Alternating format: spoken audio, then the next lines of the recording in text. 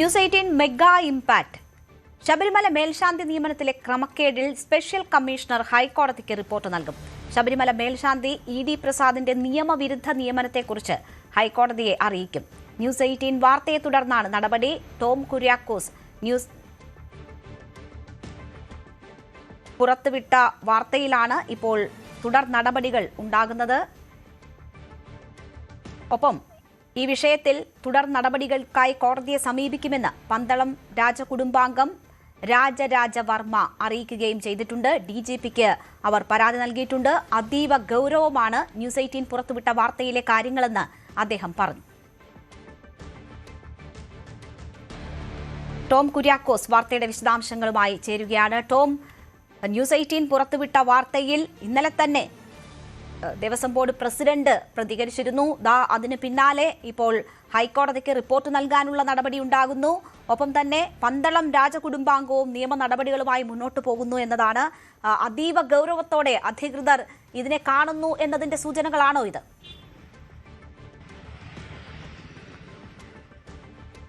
തീർച്ചയായും രേണുക, ന്യൂസ് 18 ഇന്നലെ ഈ ശബരിമല മേൽശാന്തി നിയമനവുമായി ബന്ധപ്പെട്ട ക്രമക്കേട് തട്ടിപ്പ് പുറത്തുവിട്ടതിന് പിന്നാലെയാണ് ഈ രീതിയിലുള്ള ഇടപെടലുകൾ ഉണ്ടായിരിക്കുന്നത്. അതായത് ഇ.ഡി. പ്രസാദ് ശബരിമല മേൽശാന്തിയായത് എല്ലാ നിയമങ്ങളും, അതായത് മാനദണ്ഡങ്ങളെല്ലാം കാറ്റിൽ പറത്തിയാണെന്നും വ്യാജരേഖ ചമച്ചാണെന്നും ന്യൂസ് 18 ഇന്നലെ തെളിവുകൾ സഹിതം, ഓരോ റിപ്പോർട്ടുകൾ സഹിതം കൃത്യമായും പുറത്തുവിട്ടിരുന്നു. അത് ഈ അയ്യപ്പ വിശ്വാസികളെ സംബന്ധിച്ചേറെ ഞെട്ടലുളവാക്കിയൊരു സംഭവം തന്നെയായിരുന്നു. ഇതിനുശേഷമാണ് ദേവസ്വം ബോർഡിന് ഇടപെടൽ ഉണ്ടായത്. അതായത് ദേവസ്വം ബോർഡ് പ്രസിഡന്റ് ഇന്നലെ തന്നെ വ്യക്തമാക്കി ഈ വിഷയത്തിൽ പരിശോധന നടത്തും, നടപടി ഉണ്ടാകുമെന്ന്.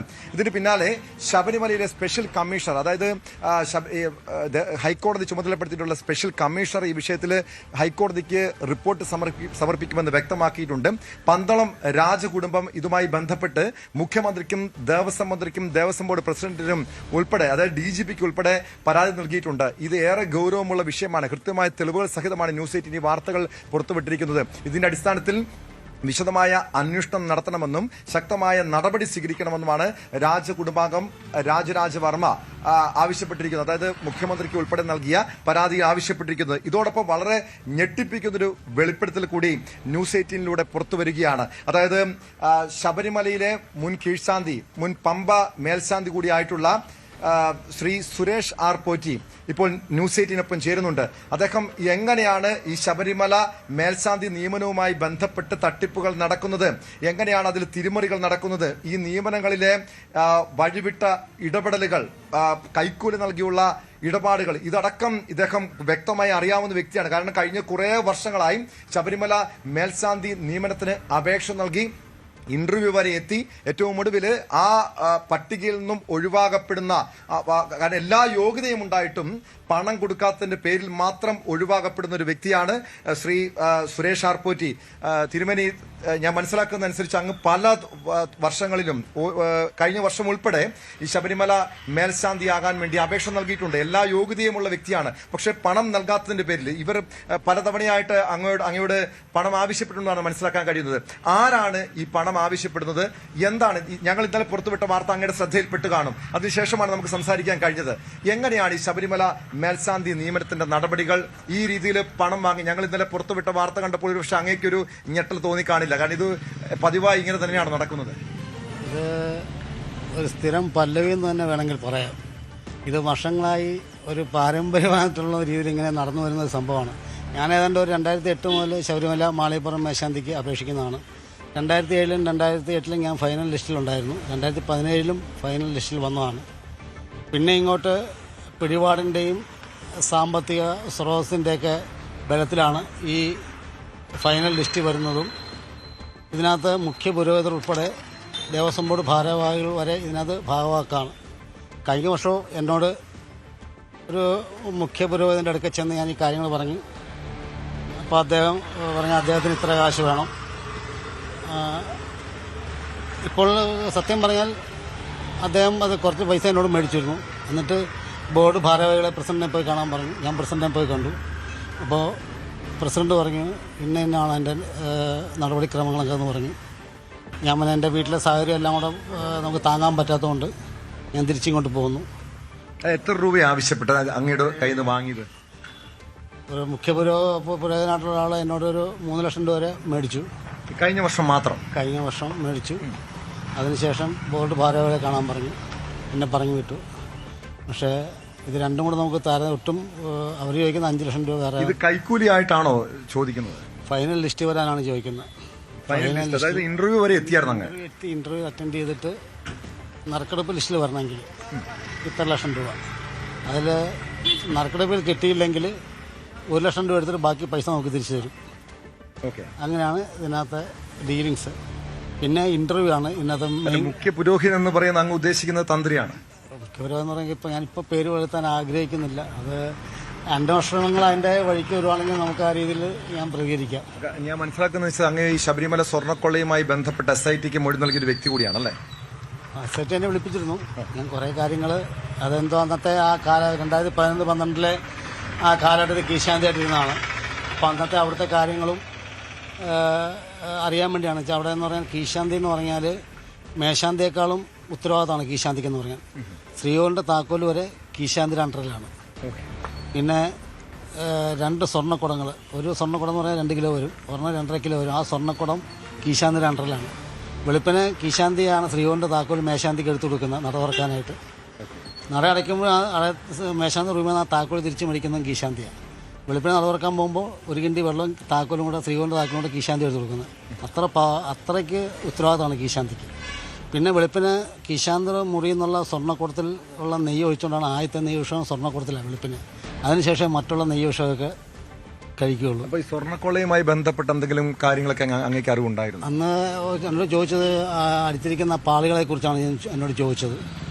അന്നെന്ന് പറഞ്ഞാൽ ഈ ചെമ്പിന് മേലിൽ ഈ സ്വർണ്ണ ഷീറ്റായിട്ട് തന്നെ അടിച്ചിരിക്കുന്നത്, അല്ലാതെ പൂശുമല്ലായിരുന്നു. മൊത്തം സ്വർണ്ണ ഈ പേപ്പറിനേക്കാളും കനം കുറച്ച് ബിസ്ക്കറ്റിൻ്റെ അതിനേക്കാൾ സ്ക്വയറായിട്ട്. അന്ന് ഞാൻ പ്രസാദഭരണത്തിൽ 98-99 ഞാൻ പ്രസാദഭരണത്തിൽ ഡ്യൂട്ടി ഉണ്ട്. ഞാൻ നേരിട്ട് കണ്ട വ്യക്തിയാണ് ഈ ഷീറ്റൊക്കെ അടിക്കുന്നത്. അല്ലാതെ സ്വർണ്ണക്കൊള്ള നടന്നിട്ടുണ്ടെന്ന് അങ്ങേക്ക് ബോധ്യമായതാണ്? സ്വർണ്ണക്കൊള്ള നടന്നിട്ടെന്ന് പറഞ്ഞാൽ ഇത് കറക്റ്റ് അറിയണമെങ്കിൽ ഈ ശ്രീകോവിലിന് മേളിലെ ഈ SITയുടെ ഈ അന്വേഷണം എനിക്ക് അത്ര തൃപ്തിയായിട്ട് തോന്നുന്നില്ല. ശ്രീകോവിലിന് മേളിലെ ഒരു പാളി എടുത്തു കഴിഞ്ഞാൽ ഈ വാതിലിൻ്റെ കറക്റ്റ് അറിയാൻ പറ്റും. ശ്രീകോവിലിൻ്റെ മേളിലെ പാളി എടുക്കണം, അല്ല വാതിലിലെ പാളി എടുത്തിട്ട് കാര്യമില്ല. ശ്രീകോവിലിൻ്റെ മേളിലുള്ള ഒരു പീസിൽ എടുക്കുവാണെങ്കിൽ കറക്റ്റ് അറിയാൻ പറ്റും എത്ര കനത്തിൽ സ്വർണ്ണം അടിച്ചിട്ടുണ്ടെന്ന്. വ്യാപകമായ രീതിയിൽ കൊള്ള നടന്നിട്ടുണ്ടെന്നുള്ള ഓർമ്മ. ഉണ്ണികൃഷ്ണൻ പറ്റി എന്ന് പറഞ്ഞാൽ മഹാഫ്രോഡാണ്. അത് ഈ മുഖ്യ പുരോഹിതരായിട്ടുള്ള അടുപ്പം കൊണ്ടാണ് അദ്ദേഹത്തിന് അത്രയും സ്വാതന്ത്ര്യം ശബരിമല കിട്ടിയത്. അറിയോ? പണ്ടെന്ന് പറഞ്ഞാൽ ഈ തമിഴന്മാരും ആന്ധ്രാപ്രദേശിൽ നിന്നുള്ളവരൊക്കെ ശബരിമല വന്നു കഴിഞ്ഞാൽ ഇവനാണ് എൻ്റെ മെയിൻ ഒരു കണ്ണി അവിടുത്തെ. അതായത് ഈ ശബരിമലയിൽ തന്ത്രി കുടുംബം അറിയാതെ ഒരു ക്രമക്കേട് നടക്കില്ല അല്ലേ? എന്ന് വെച്ചാൽ ഒരു ക്ഷേത്രത്തിലെ ശ്രീകോവിലിൻ്റെ വാതിലും കട്ടിലപ്പടിയൊക്കെ അഴിച്ചുകൊണ്ട് പോകണമെങ്കിൽ ആ ക്ഷേത്ര തന്ത്രിയാണ്. അതിന് കേടുപാടുണ്ടെന്ന് പറഞ്ഞാൽ ക്ഷേത്ര തന്ത്രി ചെയ്ത് കൊടുക്കണം. തന്ത്രി എക്സിക്യൂട്ടീവ് ഓഫീസറുടെ ശബരിമല മാനയുടെയും എക്സിക്യൂട്ടീവ് ഓഫീസറുടെയും ശ്രദ്ധയപ്പെടുത്തിയാൽ മാത്രമേ അതിന് നടപടി ഉണ്ടാക്കാൻ പറ്റുള്ളൂ. അല്ലാതെ എക്സിക്യൂട്ടീവ് ഓഫീസർക്കോ മാനവർക്കോ നേരിട്ടൊന്നും ചെയ്യാൻ പറ്റിയല്ല. അങ്ങനെയാണെങ്കിൽ ഈ മേൽശാന്തി നിയമനത്തിൽ ഇവരുടെ അറിവുണ്ടെന്ന് ഉറപ്പാണ് ഈ തന്ത്രി കുടുംബത്തിന്റെ. മാത്രമല്ല ഇത് വിശ്വാസികളടക്കം വല്ലാത്ത രീതിയിലാണ്. ഈ അയ്യപ്പ ഭക്തർ എന്ന് പറയുമ്പോൾ ഇന്ത്യയിലെ ഏറ്റവും കൂടുതൽ ഹൈന്ദവ വിശ്വാസികൾ, പ്രത്യേകിച്ചും ദക്ഷിണേന്ത്യയിലെ ഹൈന്ദവ വിശ്വാസികൾ ഏറെ ആദരിക്കുന്ന ഒരു ക്ഷേത്രമാണ്. ഏറെ നിരവധി ആളുകൾ, ലക്ഷക്കണക്കിന് ആളുകൾ വരുന്ന ക്ഷേത്രമാണ്. ആ വിശ്വാസികളടക്കം ചതിക്കുന്ന രീതിയിലല്ലേ ഈ നടപടി? വിശ്വാസികളെ മൊത്തത്തിൽ ശരിക്കും ഒരു വിശ്വാസ വഞ്ചന കാട്ടുന്ന രീതിയിലാണ് പോകുന്നത്. എന്നുവെച്ചാൽ ഇപ്പോൾ ശബരിമല തന്ത്രിയുടെ പേര് കേസ് വന്നു. എന്തുകൊണ്ട് ഇരുന്ന മേശാന്തിയുടെ പേര് കേസ് വന്നില്ല? ദിവസം ക്ഷേത്രം നട തുറക്കുന്ന മേശാന്തിയാണ്. ദിവസം ആ ക്ഷേത്രത്തിൽ മണ്ഡല മറുവിളക്ക് കാലത്തും മാസപതിക്കും നട തുറക്കുന്നത് മേശാന്തിയാണ്. ആ വാതിലിന് കേടുപാടുണ്ടെങ്കിൽ മേശാന്തിക്കറിയാം. ഇപ്പോൾ ഏറ്റുമാനൂര് ശ്രീപത്മനാഭസ്വാമി ക്ഷേത്രം, വൈക്കം, ഇത്ര മഹാക്ഷേത്രങ്ങളിൽ ശ്രീകോവിലിൻ്റെ വാതിലിന് കട്ടിലപ്പടിക്ക് ഒരു കേടും വന്നിട്ടില്ല. ഈ ശബരിമല മാത്രം ഇങ്ങനെ ഒരു വാലിന്റെ ഒരു കേട് വന്നു പറഞ്ഞാൽ ആര് വിശ്വസിക്കും? മേൽശാന്തിക്ക് അത് അറിവുണ്ടായിരിക്കണം. മാത്രമല്ല ഈ ഇപ്പോഴത്തെ ഈ മേൽശാന്തി നിയമനവും അത് പാർട്ടി ഇടപെടലുണ്ടെന്ന്, കാരണം മുൻ ദേവസ്വം ബോർഡ് പ്രസിഡന്റ് പത്മകുമാർ പറഞ്ഞിട്ടുണ്ട്. അദ്ദേഹം പറഞ്ഞ വെളിപ്പെടുത്തലിന്റെ അടിസ്ഥാനത്തിലാണ് നമ്മൾ ഇത്രയും വിശദമായ അന്വേഷണം നടത്തിയത്. അങ്ങനെയെങ്കിൽ ഇത് CPMന്റെ ഒരു ഇടപെടല് ഈ മേൽശാന്തി നിയമനത്തിലടക്കം നടക്കുന്നുണ്ടോ? അത് ഭരണന്മാർ വരുമ്പോൾ എല്ലാ തലത്തിലും ഇടപെടലുണ്ടാവും. ഏത് രാഷ്ട്രീയ പാർട്ടി അധികാരത്തിൽ വന്നാലും അതിൻ്റെ പിടിപാട് വെച്ചിട്ടേ നമുക്ക് മുമ്പോട്ട് പോകാൻ പറ്റുള്ളൂ. അത് ഈ പമ്പാ മേശാന്തിന്റെ സാധാരണ മേൽശാന്തി നിയമനം എന്നൊക്കെ പറഞ്ഞ ദൈവ നിയോഗം എന്നാണല്ലോ കണക്കാക്കപ്പെടുന്നത്. അപ്പൊ ദൈവ നിയോഗം അല്ലാതെ പാർട്ടി നിയോഗം എന്നാണോ? അതിന്റെ ബാക്കിൽ നടക്കുന്ന കളികൾ ആർക്കും അറിയത്തില്ലല്ലോ എന്താണെന്നുള്ളത്. എങ്ങനെയാണ് ഫൈനൽ ലിസ്റ്റ് വരുന്നതെന്നൊന്നും ആർക്കും അറിയത്തില്ലല്ലോ. ഇത് ഒരു ഇന്റർവ്യൂ ബോർഡ്. ഈ ഇന്റർവ്യൂ എന്ന് പറഞ്ഞാൽ ശബരിമല ബോർഡ് പ്രസിഡന്റ് മെമ്പർമാർക്ക് 30 മാർക്ക്, ശബരിമല തന്ത്രിക്ക് 30 മാർക്ക്, തന്ത്ര വിദ്യാപീഠത്തിന് 30 മാർക്ക്.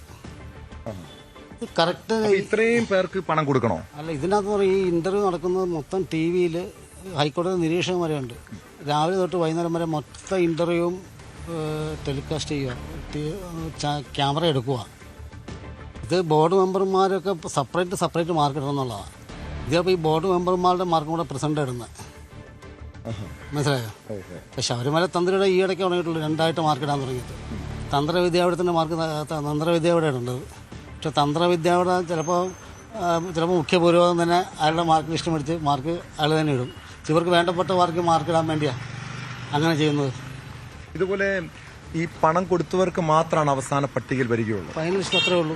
അതല്ലാതെ ഈ രീതിയിൽ വ്യാജരേഖ ചമച്ചല്ലോ, വ്യാജരേഖ കൃത്രിമമായി ഇവർക്ക് എക്സ്പീരിയൻസ് ഉണ്ട്. ഈ 10 വർഷത്തെ മൂന്ന് പൂജകൾ തുടർച്ചയായുള്ള ക്ഷേത്രങ്ങളിലല്ലേ? 10 വർഷം തുടർച്ചയായി 12 വർഷത്തിൽ 10 വർഷം തുടർച്ചയായി 3 നേരം പൂജകളുള്ള ക്ഷേത്രത്തിലായിരിക്കണം, മേശാന്തി ആയിരിക്കണം എന്നുള്ള നിയമമുണ്ട്. ആ സർക്കുലറിൽ തന്നെ ഉണ്ട്. അങ്ങനെ എക്സ്പീരിയൻസ് സർട്ടിഫിക്കറ്റ് വ്യാജമായി നൽകുന്നുണ്ടോ? ഇപ്പൊ തന്ത്രി സർട്ടിഫിക്കറ്റ് കൊടുക്കും. ഇപ്പൊ തന്ത്രി സർട്ടിഫിക്കറ്റ് ഇതിനകത്ത് വേണം.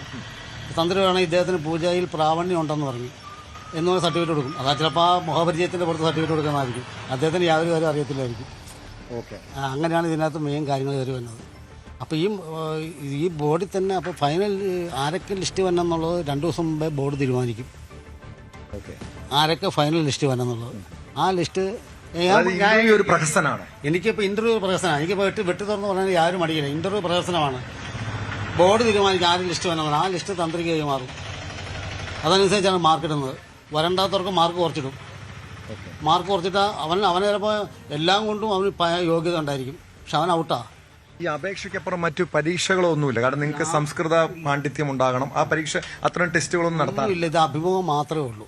ഇപ്പം ഞാൻ പറയുന്നത് എന്താണെന്ന് പറഞ്ഞാൽ ഇത് ആദ്യമേ തന്നെ സംസ്കൃതത്തിലും പൂജാ ഇതിലുള്ള പ്രാവീണ്യത്തിന് എഴുത്ത് പരീക്ഷ നടത്തണം. ആദ്യമേ സംസ്കൃതത്തിൽ ഫുൾ എഴുത്ത് പരീക്ഷ വേണം. പിന്നെ തന്ത്രവിദ്യാഭ്യാസത്തിന് 30 മാർക്ക് എന്തിനാണ് കൊടുത്തത്? സംസ്കൃതത്തിൽ ഇപ്പോൾ പ്രാവീണ്യം ഉണ്ടോയെന്ന് അറിയാൻ വേണ്ടിയാണ്. അപ്പോൾ സംസ്കൃതത്തിലുള്ള എല്ലാ കാര്യങ്ങളും എഴുത്ത് പരീക്ഷയാക്കണം. മറ്റുള്ളത് എഴുത്ത് പരീക്ഷയാക്കണം. ഈ എഴുത്ത് പരീക്ഷയുടെ അടിസ്ഥാനത്തിൽ ജയിക്കുന്നവരുടെ ലിസ്റ്റ് ഉണ്ടാക്കി ഹൈക്കോടതിക്ക് കൊടുക്കണം. ഹൈക്കോടതി കണ്ടിട്ട് ഫൈനൽ ലിസ്റ്റ് ഇന്റർവ്യൂ ഈ അഭിമുഖത്തിനായിട്ട് ഹൈക്കോടതി ഫൈനൽ ലിസ്റ്റ് ദേവസ്വം ബോർഡിന് കൊടുക്കണം. അങ്ങനെ ആകുമ്പോഴത്തേക്കും ഈ 50-60 അപേക്ഷകരൊന്നും വരികയില്ല. കൂടിയ ഒരു 10 പേർക്കുള്ളിൽ വരികയില്ല. ഈ തട്ടിപ്പും കൊള്ളയും തടയാൻ പറ്റും. അല്ല, ഇതിപ്പം ഈ ഒരു ക്രമക്കേട് കൃത്യമായും തെളിവുകൾ സഹിതമാണ് ഞങ്ങൾ പുറത്തുവിട്ടത്. ഇതിന്റെ അടിസ്ഥാനത്തിൽ ഈ ഒരു കളങ്കിതനായിട്ടുള്ള മേൽശാന്തി, അതായത് വ്യാജരേഖ ചമച്ചു എന്ന ക്രിമിനൽ കുറ്റമാണ്. അങ്ങനെ ഒരു കളങ്കിതനായിട്ടുള്ള ആൾക്ക് ഇനി അവിടെ മേൽശാന്തിയായി തുടരാൻ, കാരണം ഇത് സ്വാഭാവികമായിട്ട് അന്വേഷിക്കണം, സർക്കാർ തലത്തിൽ അന്വേഷിക്കേണ്ട വിഷയമാണ്. അങ്ങനെ അന്വേഷിച്ച് കുറ്റക്കാരെന്ന് കണ്ടെത്തി കഴിഞ്ഞാൽ അദ്ദേഹം അതിന് തുടരാൻ യോഗ്യനായിരിക്കും. പിന്നെ തുടരാൻ യോഗ്യനാണെന്ന് ചോദിച്ചു കഴിഞ്ഞാൽ അദ്ദേഹം തുടരുന്നതിന് യാതൊരു ഇതും ഇപ്പോഴത്തെ ഇതിൽ വരാൻ സാധ്യതയില്ല. കാര്യം എന്ന് പറഞ്ഞാൽ ഈ ഒരു സർട്ടിഫിക്കറ്റ് നമ്മൾ ഇപ്പോൾ ജോലിക്കാണെങ്കിൽ ഒരു സർട്ടിഫിക്കറ്റ് കൊടുത്തു കഴിഞ്ഞാൽ ആ സർട്ടിഫിക്കറ്റ് വ്യാജമാണോ എന്നുള്ളത് അന്വേഷിക്കേണ്ടത് വിജിലൻസാണ്. വിജിലൻസ് എൻക്വയറിയുടെ ശേഷം മാത്രമേ ഇവനെ ഇന്റർവ്യൂ ഉൾപ്പെടുത്തുള്ളൂ. അപ്പോൾ വിജിലൻസ് എൻക്വയറിക്ക് ശേഷം ഈശ്വരൻ നമ്പൂതിരി, വിജിലൻസ് ഓഫീസർ ഈശ്വരൻ നമ്പൂതിരിയാണ് ഇദ്ദേഹത്തിന് യോഗ്യത ഉണ്ടെന്ന് പറഞ്ഞ് റിപ്പോർട്ട് കൊടുത്തത്. അങ്ങനെയെങ്കിൽ അദ്ദേഹത്തെ സ്വാധീനിച്ച് കാണുമായിരുന്നു. ഈശ്വരൻ നമ്പൂരിയാണെന്ന് എനിക്കറിയത്തില്ല. ഇപ്പോൾ വൈക്കത്ത് കഴിഞ്ഞ വർഷം മാനേജരായിട്ടിരുന്ന ഈശ്വരൻ നമ്പൂരിയാണെന്ന് എനിക്കറിയത്തില്ല. ഇപ്പോൾ അദ്ദേഹം വീണ്ടും വിജിലൻസിലേക്ക്, മാവേലിക്കര വിജിലൻസിലേക്കാണ് അദ്ദേഹം വന്നിട്ടുണ്ട്. ആ ഈശ്വരൻ നമ്പൂരിയാണെന്ന് എനിക്കറിയത്തില്ല. ആ ഈശ്വരൻ നമ്പൂരാണ് എന്നോട് വരെ അദ്ദേഹം കാശ് വെച്ചിട്ടുണ്ട്. ഞാൻ റിട്ടയർഡ് ആയപ്പോൾ എൻ്റെ സർവീസ് ബുക്ക് റെഡിയാക്കാനായിട്ട് അദ്ദേഹം എന്നോട് വിജിലൻസ് ഓഫീസർ ഇവിടെ വൈക്കം മാനേജരായിട്ടിരുന്ന കഴിഞ്ഞ വർഷം പുള്ളി ഹരിപ്പാട് എൻ്റെ കമ്മീഷണറായിട്ട് മാറിപ്പോൾ ഇപ്പോൾ പുള്ളി മാവേലിക്കര വിജിലൻസിലാണ്. ആ സർട്ടിഫിക്കറ്റ് നൽകാൻ വേണ്ടി പണം ചോദിക്കും, സർവീസ് ബുക്ക് ക്ലിയർ ചെയ്യാൻ വേണ്ടി. എന്നിട്ട് എനിക്ക് പെൻഷൻ കിട്ടാണ്ട് ഒരു വർഷത്തേക്കുള്ള എടുത്തു. 1.5 വർഷം. ഇത് അങ്ങ് പരാതി കൊടുത്തില്ലേ? ഇത് പരാതി കൊടുത്തില്ല. പരാതി കൊടുത്താൽ നമുക്ക് സർവീസ്, നമുക്ക് പെൻഷൻ അത്യാവശ്യം. വീണ്ടും ബുക്ക് അങ്ങനെ പല സ്ഥലത്ത് ബുക്ക് കിട്ടിയായിരുന്നോ? ബുക്ക് പിന്നെ കാല് പിടിച്ച് എത്ര രൂപ കൊടുക്കേണ്ടി വന്നു? ഇല്ല, അന്നേരോട് പുള്ളി 25,000 ചോദിച്ചു, ഞാൻ കൊടുത്തില്ല. ആ ഈശ്വരൻ നമ്പൂരാണ്, വൈക്കത്ത് മാനേജരായിട്ടിരുന്ന ഈശ്വരൻ നമ്പൂരാണ്. ഇപ്പോൾ വീണ്ടും പുള്ളി അദ്ദേഹത്തെ വിജിലൻസ് ആയിട്ട് ഇപ്പോൾ ഈ മാറ്റത്തിൽ അങ്ങനെ നിയമിച്ചിട്ടുണ്ട്. മാവേലിക്കരാന്ന് എനിക്ക് തോന്നുന്നു ആ ഈശ്വരൻ നമ്പൂരാണെങ്കിൽ. ഓക്കെ. അല്ല, അദ്ദേഹം ഈ കഴിഞ്ഞ വർഷം ഈ മേൽശാന്തി നിയമനത്തിന്റെ സമയത്ത് അദ്ദേഹം വിജിലൻസ് ഓഫീസറായിരുന്നു. ആ ഈശ്വരൻ നമ്പൂതിരിയാണ്, ഞാൻ മനസ്സിലാക്കുന്നതനുസരിച്ച് ഈശ്വരൻ നമ്പൂതിരിയാണ്. ഈശ്വരൻ നമ്പൂരി ഇത് രണ്ട് വേറെ ഈശ്വരൻ നമ്പൂരി. ആ ഈശ്വരൻ നമ്പൂരി ഇപ്പോൾ ഏതോ ക്ഷേത്രത്തിലേക്ക് ആയിട്ട് മാറ്റിയിട്ടുണ്ട് അദ്ദേഹത്തെ. ഓക്കെ. പുള്ളി തിരുവല്ല കാലാകാലങ്ങളായി ഈ രീതിയിലുള്ള ക്രമക്കേട്, അഴിമതി, കൈക്കൂലിയൊക്കെ ഈ ദേവസ്വം ബോർഡിലും വിജിലൻസിലും തുടർന്ന് വരുന്നുണ്ട്. ദേവസ്വം ബോർഡിലും വിജിലൻസിലും ഈസിയായിട്ട് തുറന്നു വരുന്നുണ്ട്. ഇപ്പോൾ നിസ്സാരം ശബരിമല മേശാന്തര നിയമനം മാത്രമല്ല, ഇപ്പോൾ പമ്പ മേശാന്തര നിയമനമാണെങ്കിലും തിരുവല്ലം, കൊട്ടാരക്കര, ഈ ചെട്ടുകുളങ്ങര ക്ഷേത്രത്തിലൊക്കെ നിയമനങ്ങളൊക്കെ റെക്കമെൻഡേഷൻ്റെ പുറത്തും ഒക്കെ ആൾക്കാർ ലിസ്റ്റിൽ കയറി വരുന്നത്, ശാന്തിക്കാർ കയറി വരുന്നത് ഇതൊക്കെ വർഷങ്ങളായിട്ടുള്ള നടന്നു വരുന്ന നടപടി. പണം ഇല്ലാത്തവനെ ഇതുപോലുള്ള ശ്രേഷ്ഠമായ പദവിയിൽ എത്താൻ കഴിയും. പണം ഇല്ലാത്തവന് എത്താൻ പറ്റില്ല. അങ്ങനെ നമ്മൾ പരാതി കൊടുത്താൽ അവൻ നോട്ടപ്പുള്ളിയാവും. അവന് ഇന്റർവ്യൂ എന്തെങ്കിലും പറയാൻ അവനെ ഒഴിവാക്കും. അപ്പോൾ ഇത് സത്യം പറഞ്ഞാൽ ഒരു ഫുൾ എഴുത്ത് പരീക്ഷ ആക്കിയിട്ട് സംസ്കൃതത്തിലുള്ള പ്രാവീണ്യത്തിലും പൂജാ പ്രാവീണ്യത്തിലും എഴുത്ത് പരീക്ഷ ആക്കി ആ എഴുത്ത് പരീക്ഷ പാസ്സാവുന്നവരെ മാത്രമേ ഹൈക്കോടതിയുടെ അനുമതിയോടുകൂടി ഈ അഭിമുഖത്തിന് വിളിക്കാവുള്ളൂ. അപ്പോൾ ഈ തീവട്ടിക്കുള്ള ഒരു 90% കുറയ്ക്കാൻ പറ്റും. അതാ പറയാം, ഫൈനൽ ലിസ്റ്റ് തീരുമാനിക്കുന്നത് ദേവസ്വം ബോർഡാണ്. അപ്പോൾ ദേവസ്വം ബോർഡ് രണ്ട് ദിവസം മുമ്പേ ലിസ്റ്റ് മറ്റുള്ള ഈ ഇൻ്റർവ്യൂ ബോർഡിലുള്ള മാർക്കിടാവുന്നവർക്ക് കൈമാറും. അത് വെച്ച് അവർ മാർക്കിടുള്ളൂ. ഈ ലിസ്റ്റിലല്ലാത്തവർക്ക് മാർക്ക് കുറച്ചിടും. അവൻ പരാതിപ്പെട്ട ഞാൻ ഫുള്ളായിട്ട് ഉത്തരം പറഞ്ഞെന്ന് പറഞ്ഞാൽ ഹൈക്കോടതി പോയാലും അവന് മാർക്ക് കുറവാണ്, കേസ് കളിപ്പോവും. ഇതാണ് രേണുക, വളരെ ഞെട്ടിപ്പിക്കുന്നൊരു വെളിപ്പെടുത്തലാണ് ശ്രീ സുരേഷ് ആർപ്പോറ്റി തിരുമേനി ഇപ്പോൾ നടത്തിയിരിക്കുന്നത്. അതായത് അദ്ദേഹം ശബരിമലയിലെ മുൻ കീഴ്ശാന്തിയായിരുന്നു, പമ്പയിലെ മേൽശാന്തിയായിരുന്നു. കഴിഞ്ഞ വർഷം വരെയും, അതായത് തുടർച്ചയായി ശബരിമല മേൽശാന്തി നിയമനത്തിനായി അപേക്ഷ നൽകുന്ന വ്യക്തിയാണ്. ഇന്റർവ്യൂ ഘട്ടം വരെയും പല വർഷങ്ങളിലും എത്താറുണ്ട്. അവിടെ എത്തുമ്പോൾ, അതായത് അന്തിമ പട്ടികയിലേക്ക്, നറുക്കെടുപ്പ് പട്ടികയിലേക്ക് വരണമെങ്കിൽ പണം ചോദിക്കുന്നു. കഴിഞ്ഞ വർഷം ഈ മുഖ്യ പുരോഹിതന് 3 ലക്ഷം രൂപ കൈക്കൂലി നൽകേണ്ടി വന്നു എന്നൊരു ഞെട്ടിപ്പിക്കുന്ന വെളിപ്പെടുത്തൽ. ഇത് നമ്മുടെ ദേവസ്വം ബോർഡും ദേവസ്വം മന്ത്രിയും അധികാരികളും ഹൈക്കോടതിയും അടക്കം ശ്രദ്ധിക്കേണ്ട ഒരു വിഷയമാണ്. ഈ ഒരു തിരുമേനിയുടെ അടുത്ത് നിന്ന് മാത്രം ഈ രീതിയിൽ പണം വാങ്ങുന്നുണ്ടെങ്കിൽ എത്രയോ പേരുടെ കയ്യിൽ നിന്ന് അവർ പണം കൈപ്പറ്റുന്നുണ്ട് എന്നതടക്കം പരിശോധിക്കേണ്ടതാണ്. കാരണം ഈ പട്ടിക അവസാനം മേൽശാന്തിയായില്ലെങ്കിൽ 1 ലക്ഷം രൂപ അവരെടുത്ത് ബാക്കി തുക മാത്രം തിരികെ നൽകുന്നു. അങ്ങനെയെങ്കിൽ ഈ പണം നൽകുന്ന ആളുകളുടെ എത്രയോ പേരുടെ കയ്യിൽ നിന്നും ഈ 1 ലക്ഷം രൂപ വാങ്ങുന്നുണ്ട്. മാത്രമല്ല, മേൽശാന്തിയാകണമെങ്കിൽ എത്രയോ ലക്ഷങ്ങൾ കൊടുക്കേണ്ടി വരുന്നു. അതിനപ്പുറം ഈ രീതിയിലുള്ള തിരിമറി, ഇദ്ദേഹത്തിന് അവസാനത്തെ ഒരു സർട്ടിഫിക്കറ്റ് നൽകുന്നതിന് വേണ്ടി മാത്രം 25,000 രൂപ കൈക്കൂലി ചോദിക്കുന്നു. വിജിലൻസ് ഉദ്യോഗസ്ഥർ കൈക്കൂലി ചോദിക്കുന്നു. അങ്ങനെ വലിയ തീവെട്ടിക്കൊള്ള ഈ ശബരിമല മേൽശാന്തി നിയമനവുമായി ബന്ധപ്പെട്ട് നടക്കുന്നുണ്ട് എന്നാണ് ഇദ്ദേഹം വെളിപ്പെടുത്തൽ നടത്തിയിരിക്കുന്നത്. ന്യൂസ് 18 വാർത്തയ്ക്ക് പിന്നാലെയാണ് ഇത്തരം വിവരങ്ങൾ പുറത്തു വന്നുകൊണ്ടിരിക്കുന്നത്. ദേവസ്വം ബോർഡിനെ ഒന്നടങ്കം പ്രതിക്കൂട്ടിൽ നിർത്തുന്നതാണ്. ദേവസ്വം ബോർഡ് പുതിയ ഭരണസമിതി അല്ലെങ്കിൽ പുതിയ മന്ത്രി അടക്കം ഈ വിഷയത്തെ ഗൗരവമായി കാണേണ്ടതാണ്. ഹൈക്കോടതിയുടെ നിരീക്ഷണം വേണ്ടതാണ്. ഇന്നലെ ദേവസ്വം ബോർഡ് പ്രസിഡന്റ് പറഞ്ഞത് ന്യൂസ് 18 പുറത്തു കൊണ്ടുവന്ന വാർത്ത അതൊരു നിമിത്തമാകാം. ഇനി ഈ വരുന്ന വർഷത്തിൽ, അതായത് പുതിയ വിജ്ഞാപനം പുറത്തു വരാൻ പോകുന്നു. പുതിയ വിജ്ഞാപനം പുറത്തു വന്നിട്ടുണ്ട്. ഇനിയുള്ള മേൽശാന്തി നിയമനത്തിലെങ്കിലും എല്ലാ പരിശോധനകളും നടത്തുമെന്ന് ദേവസ്വം ബോർഡ് പ്രസിഡന്റ് പറഞ്ഞിട്ടുണ്ട്. ഒരുപക്ഷെ ന്യൂസ് 18 വാർത്ത ഒരു മാറ്റങ്ങളുടെ തുടക്കമാകട്ടെ എന്ന് തന്നെ നമുക്ക് പ്രതീക്ഷിക്കാം. തീർച്ചയായും. എന്തായാലും ഞെട്ടിക്കുന്ന വിവരങ്ങളാണ് വീണ്ടും പുറത്തു വരുന്നത്. ദേവസ്വം ബോർഡുമായി ബന്ധപ്പെട്ട് ശാന്തിമാരുടെ നിയമനത്തിൽ നടന്ന അഴിമതിയുടെ കാണാപ്പുറങ്ങളാണ് ഇപ്പോൾ ഒരു കീഴ്ശാന്തി ന്യൂസ് 18 വെളിപ്പെടുത്തിയിരിക്കുന്നത്. ടോം കുര്യാക്കോസ് ആണ് വിവരങ്ങൾ നൽകിയത്.